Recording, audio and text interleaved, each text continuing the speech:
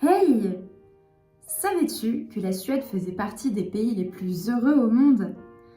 Aujourd'hui, je suis trop heureuse de te retrouver pour enfin te parler de ce fameux concept de logom, ce qu'on pourrait décrire comme le bien-être à la suédoise. Stop! Mets pause, va te préparer ta boisson chaude préférée, glisse-toi sous un plaid, et puis là, on peut discuter.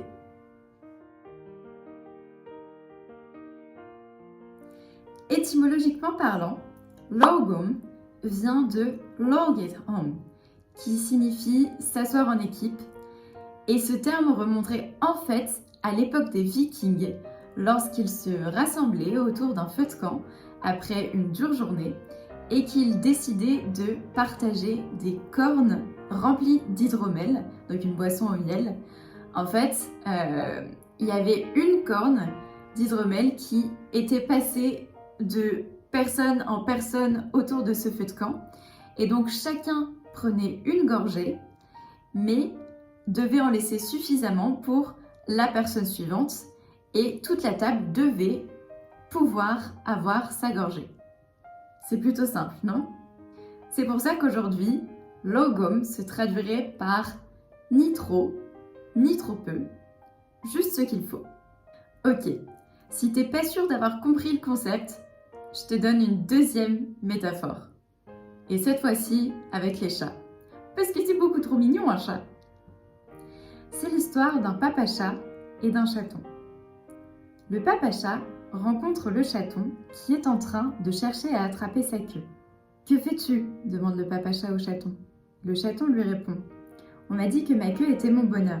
J'essaye donc d'attraper mon bonheur. » Le papa-chat lui sourit et lui répond « Tu sais, quand j'étais jeune, moi aussi j'ai longtemps cherché à attraper ma queue.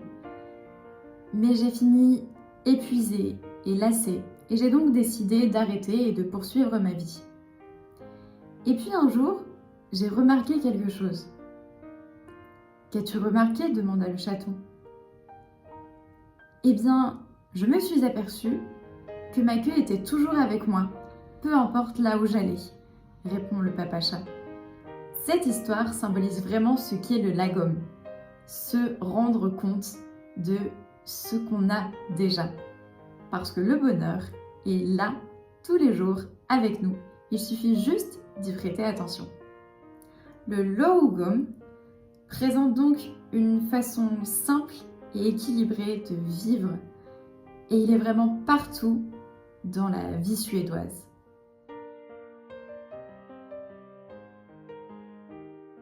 Par exemple, on le retrouve dans tout ce qui va toucher à la nourriture. Alors, je vous ai déjà parlé des pauses fika, qui sont donc des pauses obligatoires, même au travail, donc des pauses à 10h et à 15h, qui sont très différentes des pauses café françaises, puisqu'il est hors de question de prendre son café et de retourner directement au bureau, mais c'est bien un point de rencontre avec les collègues d'un quart d'heure ou d'une demi-heure dans un petit coin cosy, confortable, pour discuter d'autre chose que du boulot.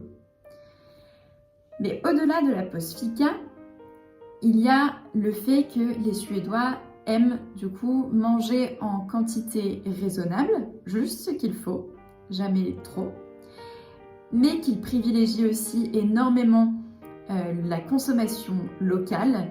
Donc ils vont aller chercher des champignons dans les forêts. Oui, c'est vraiment un fait. La cueillette des baies aussi, c'était en septembre par exemple. Mais ensuite, aller auprès des producteurs et sélectionner leurs produits pour pouvoir ensuite les cuisiner en famille et partager un bon repas en famille. On peut retrouver aussi ce concept dans la mode avec des garde-robes qui sont très confortables et stylées en même temps, avec le choix de belles pièces, de belle qualité et finalement un dressing assez peu rempli. On privilégie vraiment la qualité à la quantité et on essaye en général de choisir des belles matières responsable pour l'environnement, mais aussi d'acheter en seconde main. On retrouve également ce concept dans la déco scandinave.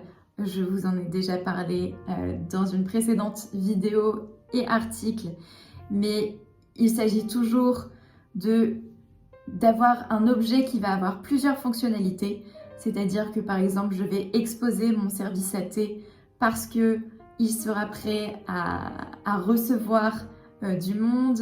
Pas de superflu et vraiment un minimalisme contrôlé, satisfaisant et un mélange de textures pour être bien douillé.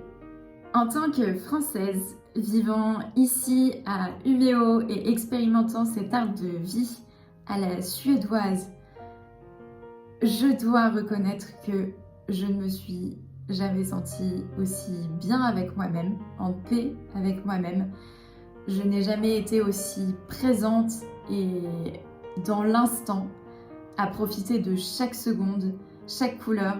Je n'ai jamais autant aimé la nature, les gens, l'espace et la liberté que ce mode de vie nous offre est vraiment incroyable. Et comme le bonheur, ça se partage, j'ai très envie de te donner quelques petites astuces, petits conseils pour mettre en place ce concept de logom chez toi. Et tu verras que tu l'adopteras très vite et j'espère que tu pourras profiter pleinement de ta vie.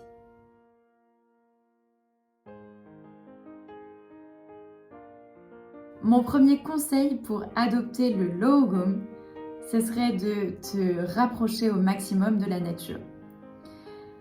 Et ça peut passer par plusieurs choses. La première, c'est que peu importe l'activité que tu fais, essaye au maximum de la faire dehors.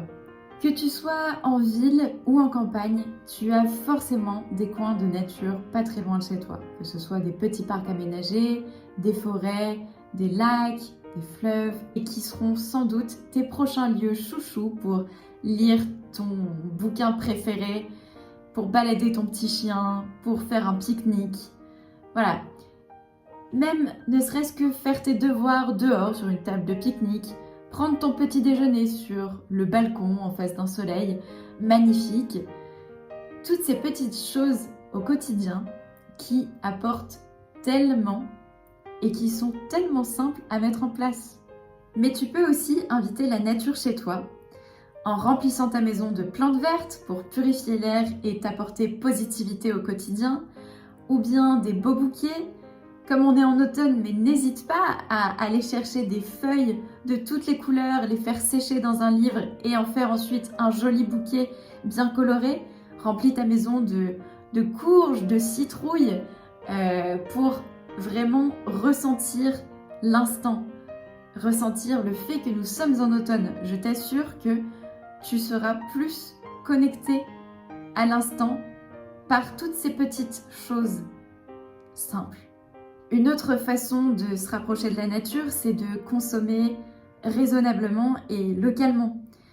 Si tu as la chance d'avoir des biocoop ou encore mieux des petits producteurs chez lesquels tu peux acheter tes petits légumes ou bien fais les marchés pour être sûr d'acheter des produits de saison qui te permettront de bénéficier d'une qualité totale, de redécouvrir sans doute des saveurs oubliées et encore une fois de te réintégrer pleinement dans le présent pour te dire oui, on est en automne et waouh, je suis trop contente de manger de la patate douce, de faire une tarte à la courge, de faire un carrot cake. Voilà. En plus, l'automne, tes plats vont être tellement colorés, il faut vraiment en profiter. La deuxième chose, c'est que quoi qu'il arrive, promets-moi de te réserver un temps pour toi, rien que toi, dans ton agenda.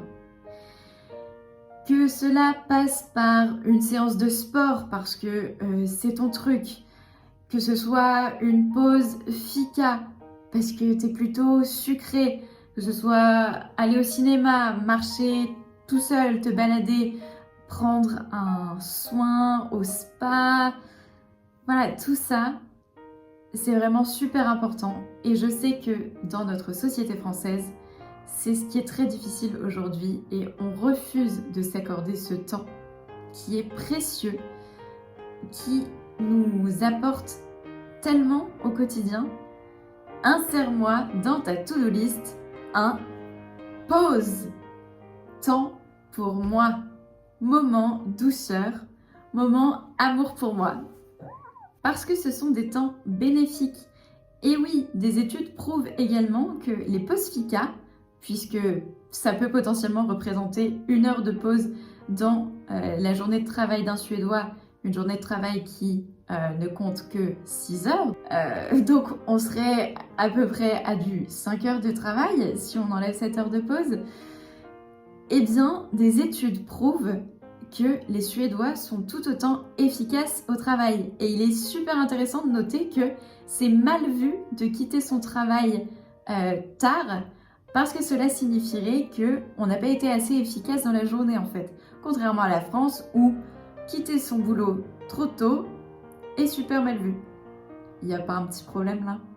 Donc je t'assure, prendre du temps pour toi te permettra d'être beaucoup plus efficace dans le reste de tes tâches de la journée.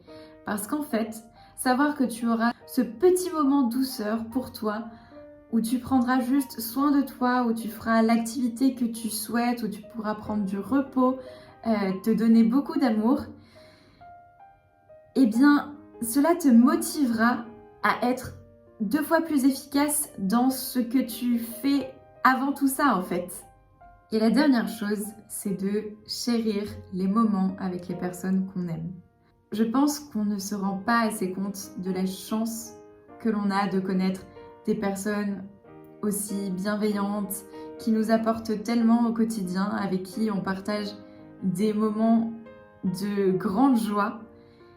Et il serait important de commencer à vraiment en profiter pleinement lorsqu'on est avec eux et surtout ne pas oublier de leur dire qu'on les aime.